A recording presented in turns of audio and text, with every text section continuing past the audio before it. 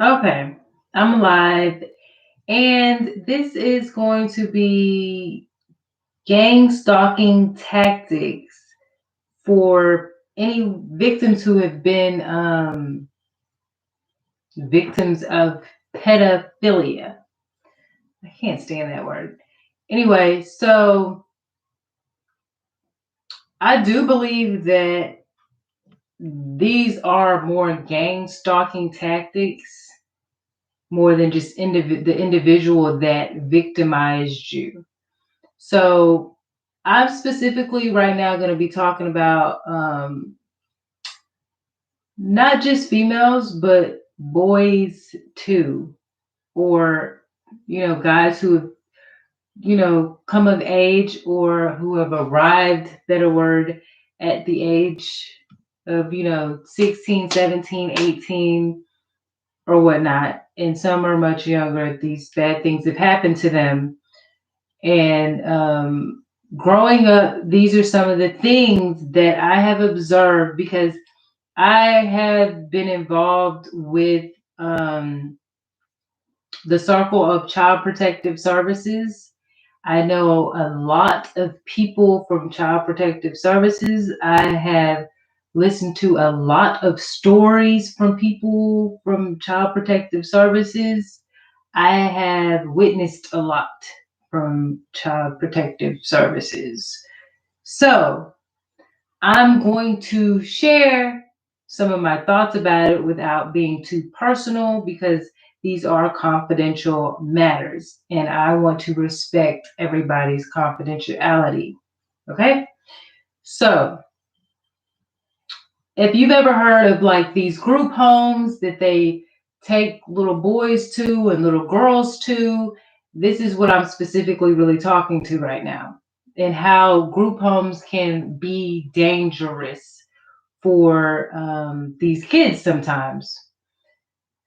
So, if you did a little research on group homes specifically for boys, you'll know that there has been a lot of controversy back in the day with little boys being murdered and those being graveyards basically at some of those facilities. And the reason why they were murdering some of these young boys, or a lot of them, was basically to destroy evidence of the things such as the abuses that were going on with these boys in these all boy facilities, which are predominantly ran by men. And they're usually in the secluded places with a very long driveway and locked doors. Okay, it's pretty much like a little boy's prison, kind of.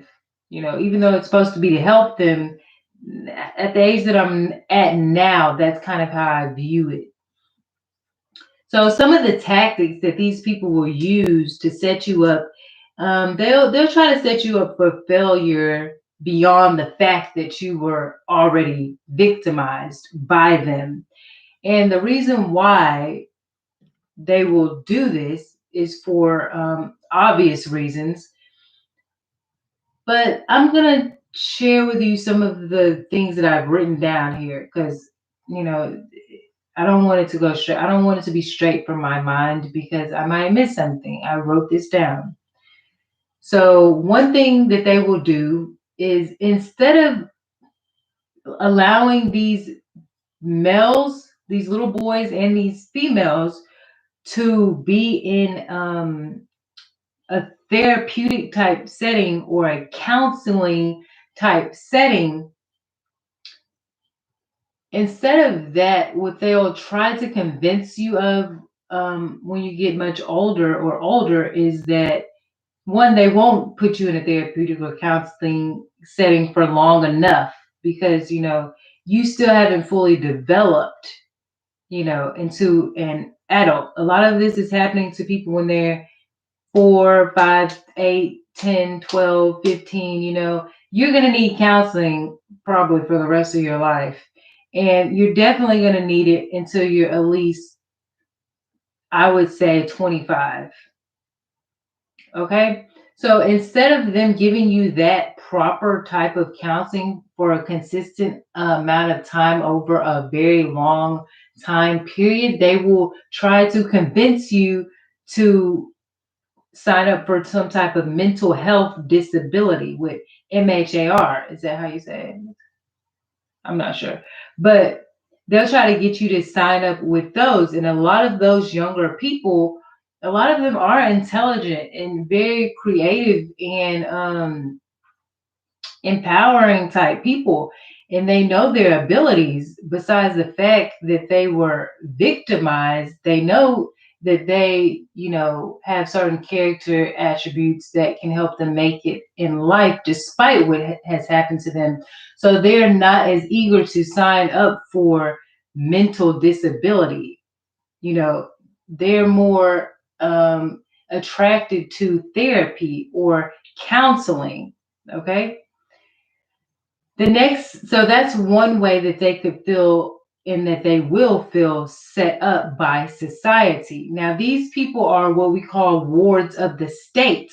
So the state is supposed to take care of these young individuals, and 18 is not an appropriate age to allow someone to fully be able to take care of themselves. You saw Cori Bush; she was sitting on Capitol Hill because she she was talking about grown people who couldn't pay their rent.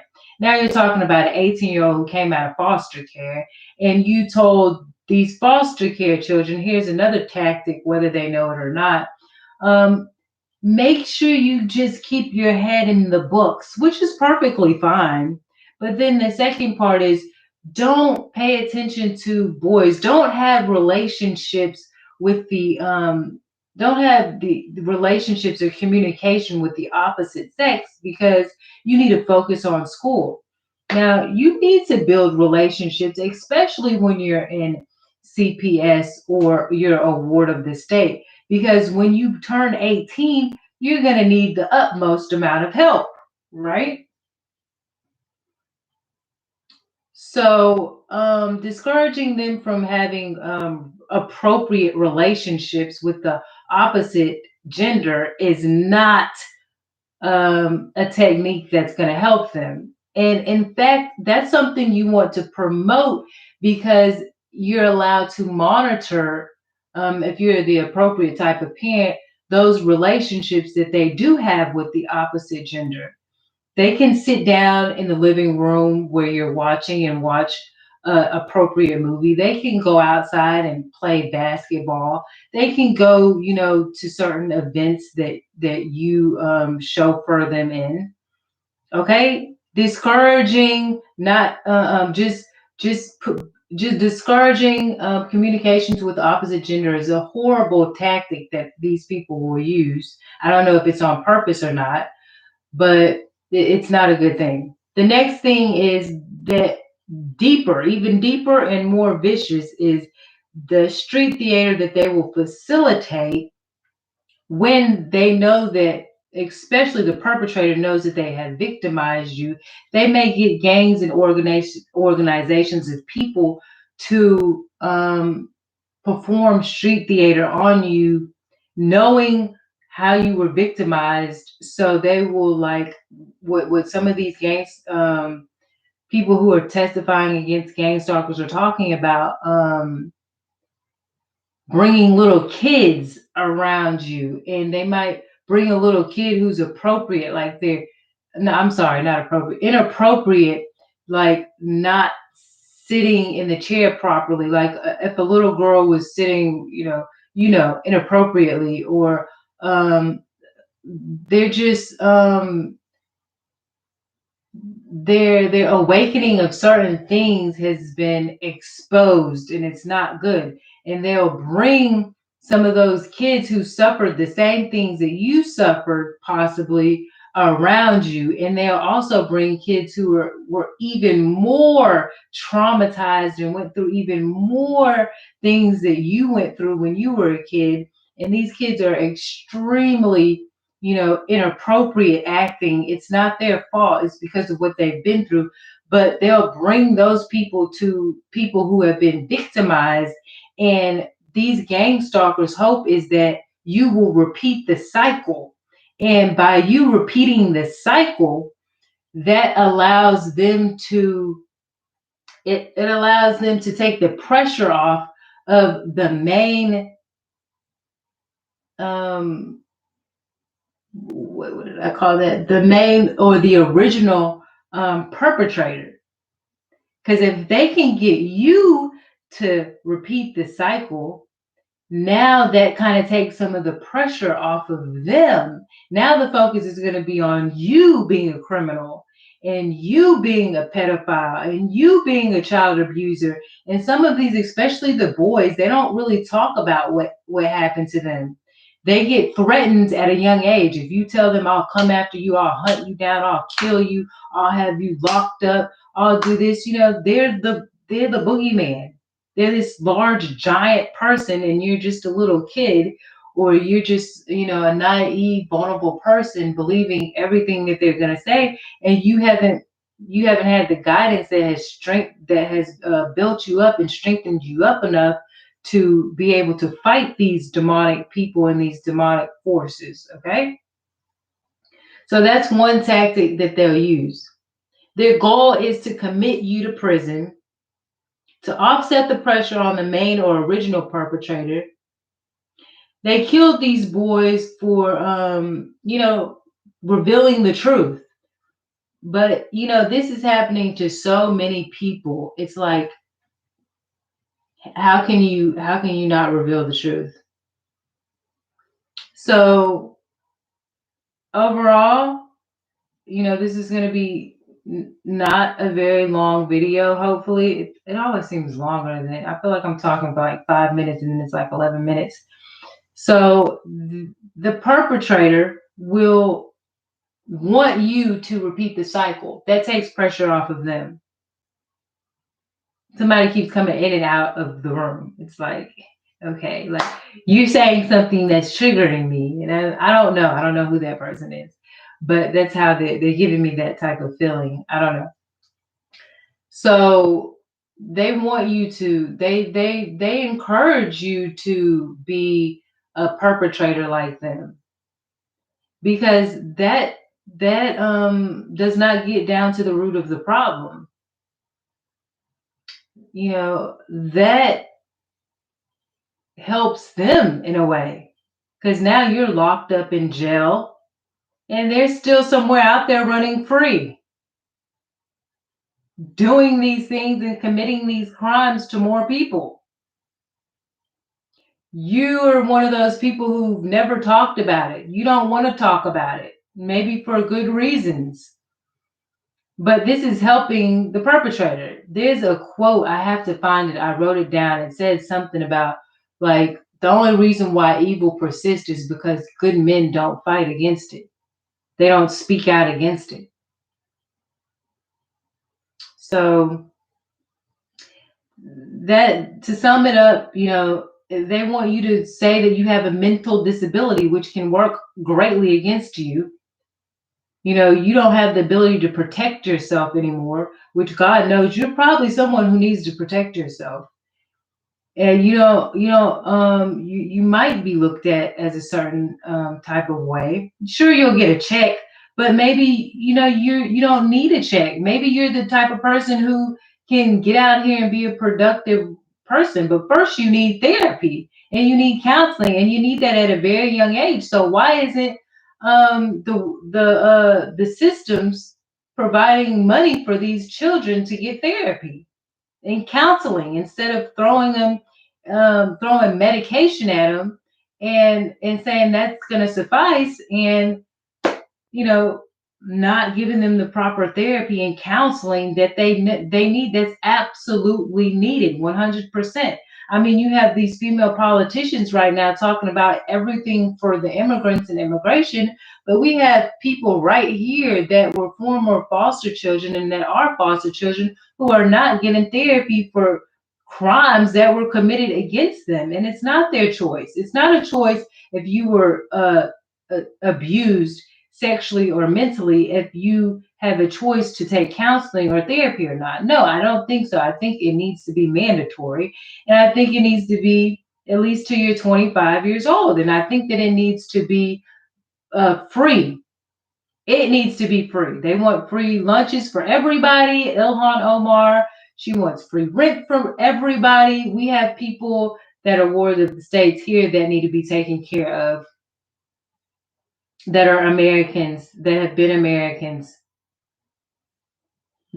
abused by probably other Americans, and that needs to be solved before, foreigners come in, and foreigners are going to abuse them too, I guarantee you. So we need to settle our issues in America with our American people before we just start this whole other thing. But that's probably the point, to continuously keep us imbalanced when we're becoming better. So yeah, street theater, they'll bring little kids towards you, kids that are extremely inappropriate. They're doing this on purpose. They want to try to lure you in to the crimes that you were a victim of, because your mind is going to be a certain amount of dysfunctioned because of what you've experienced. There's just no way out of it. You have to go to therapy for it, or you're going to be healing yourself on your own. That's why God says that better than the man that's dead or alive is the man who's never seen sin under the sun, because you would have never had experienced this mental dysfunction if no one exposed you to it, right? Now you have to go to therapy. Now you have to go to counseling. Now they programmed you. It's a game stalking type thing, right? They programmed you to start thinking in a different way. Now you see a little kid walking, and the first thing you think is like, you look like you've been getting abused at home. Like, why do you do this? Why do you do that? Why would you let your kids sit like that? Like, what's going on? You start to see things that other people might just notice as, oh, they're just being a kid. But you're like, no, these are signs of this kid looks like they've been abused. Just, is your parent a pedophile or something? And you start wondering, like, is my mind thinking wrong? Like, am I going crazy? No, it's because you were a victim of those things, and it's opened up that type of awareness in your mind. And that's just what happens. That's just what happens. The only thing that can help you get through it is counseling and therapy. And people telling you that's normal. You have to personally go through a type of detoxing because of all of the toxins and toxic things that these people have exposed you to. Dude, this is like some major stigma and fraud, psychological type stuff, that you have people who learn this stuff and study this stuff. It's not just you wake up and you have an epiphany, and it's all gone. The trauma's all gone. No, they have implanted this trauma into you. Just like when you hear a song, you hear the song, you remember it. If it keeps playing back in your head, you keep figuring out what happened. Why did this happen? So, you know, I don't think that what these people do is right, but I think that we should want to have an understanding for people who have been victimized and that have become those people now. And also, we should pay attention to the people who have been victimized and have not become those people, because it's showing you that it's possible, and there's these differences, and why did this happen to this person, and so on and so on. Every story and every case is extremely different. You would be surprised at the trauma that some of these people have gone through at 2 years old and much older. I mean, kids out here getting beat and put in basements, really. I mean, kids being exposed to extremely explicit things at the age of 2, and you're looking at them like, why are you doing that? What are they doing? That's weird. And then other children are are less traumatized and have been less exposed to that, and now they're being exposed to it because they're around them. It's a big deal. It's a huge issue in the CPS system. It's hard to get these foster parents to have a child who's been traumatized and then a child who has been even more traumatized. And then you mix all that together, and now we're left with, how do you survive that? How do you get over that? How do you deal with that? They're ready to put you in juvenile. They're ready to put you in jail. They're ready to do all these things to you. And you are the number one person that they needed to help and outreach to. They don't want to say that they failed you, because this is the system. You're supposed to be a ward of the state. What does that mean? They're not supposed to fail you. They know that you're getting out at 18. They need to prepare you. They know that you went through mental abuse and physical abuse. They need to prepare you properly and in a way that's not insulting and conflicting to who you are.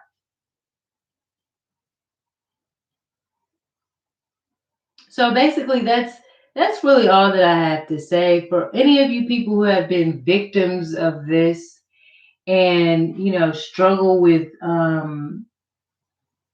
because those people are going to struggle with mental development because you weren't brought up properly. So that's normal.